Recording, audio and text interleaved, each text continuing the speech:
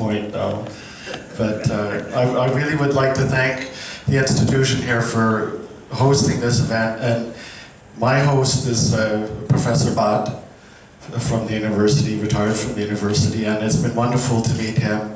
And Professor Rodriguez has organized this amazing conference.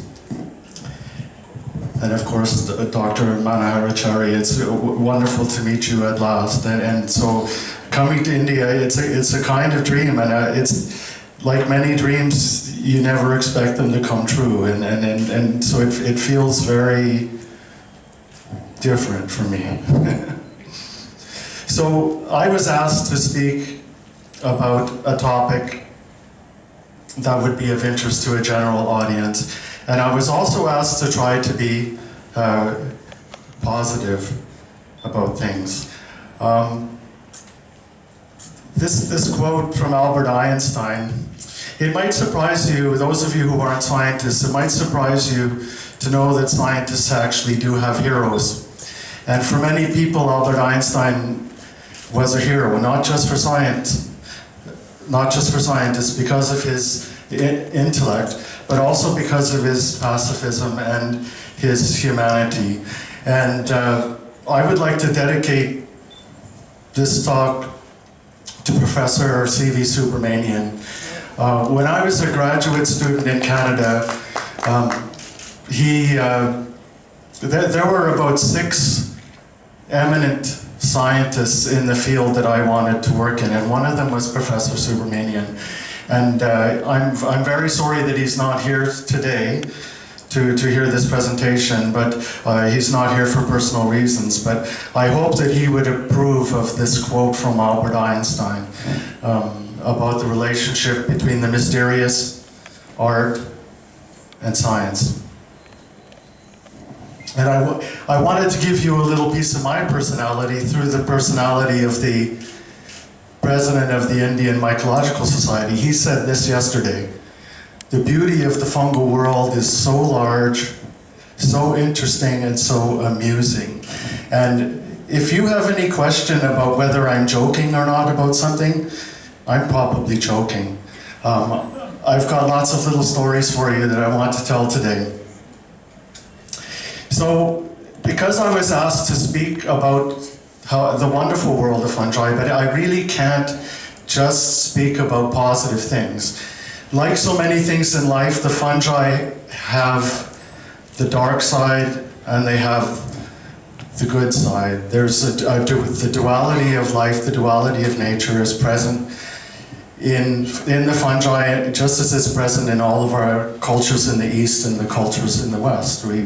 We have to face that this is part of life. So we're going to look at some of these wonderful microfungi and ask questions about how they're good for our food and how they're bad for our food.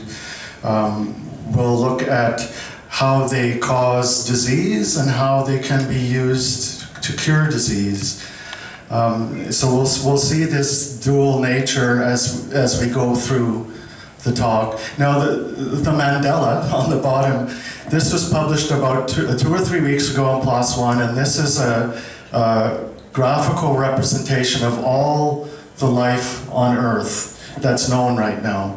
And you can't really read it, but the bottom third, bottom quarter, that's where the fungi go, and they're actually closer to the animals than they are to the plants.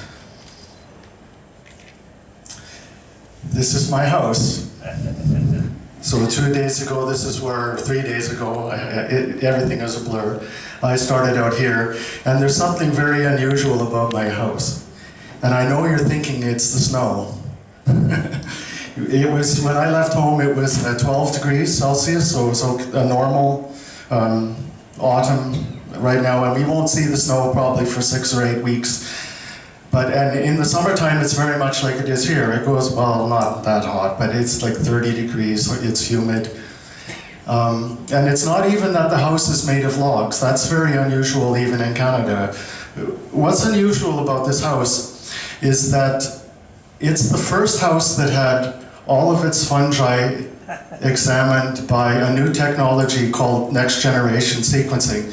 And So we went into my house because there's a lot of dust, and we gathered up the dust, and we were just using, we were just doing this to develop methods, and we never published this. But so in my house, apparently, there are 600 fungal species, and this is a surprising number for some people, and some people think it should be higher. You know, when you see the amount of dust. We have a dog, and he brings a lot of dust in.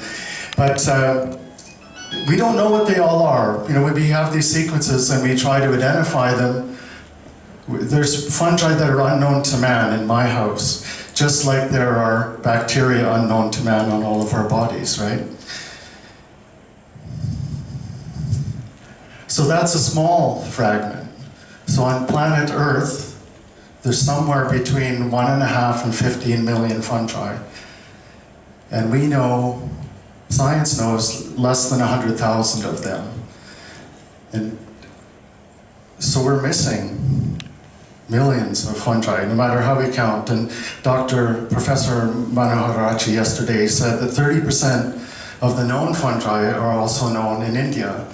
So that could mean that 30% of the unknown fungi are also living here in India, waiting to be discovered. That's quite exciting to think about. So, you all know about Google Earth, and so what happened to me was that I retraced the path of my grandfather, who came to Canada in about 1910 from Germany. I did it in 7.5 hours. He probably took 7 months to do it. And then I took off from Frankfurt again, and I flew across the Arabian Peninsula, and I looked out the window and I thought, there's got to be fungal spores out there following me along, until we ended up here just now. So you all know about Google Earth. Wouldn't it be cool if Google Earth didn't stop at 1,000 feet and you could just keep going down into a smaller world? I want you to play a role-playing game and imagine that you are a fungus. You are a microorganism, and you're shrinking right now, and you're 2,000 times smaller than you are right now. And all of these fungi are growing up around you like trees. There are spores floating through the air like balloons. And this is your world now. It's a very strange place. It's nothing like the world that you see with the bodies you have. Your body is very different now. Your body is made of tubes. Everything in fungi starts with tubes. The only way you can grow is at the end of the tube. So it's like you have your arm, and you just reach out and it just keeps on going. Sometimes it branches. The way you eat is through the end of your arm. You don't have a mouth, you don't have eyes, you don't have a brain. All you've got is something that grows out into the soil or into the water or wherever it is you live. It's a very strange way to think about the world, but that's the way it is for them. So if they want to go somewhere, they grow out like this and they leave their body behind.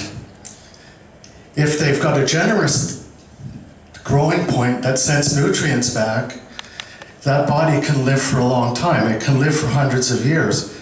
But if you get too big, you can't support your old body, and your body just dies from the middle out, and then you are a ring of tubes growing out through the soil.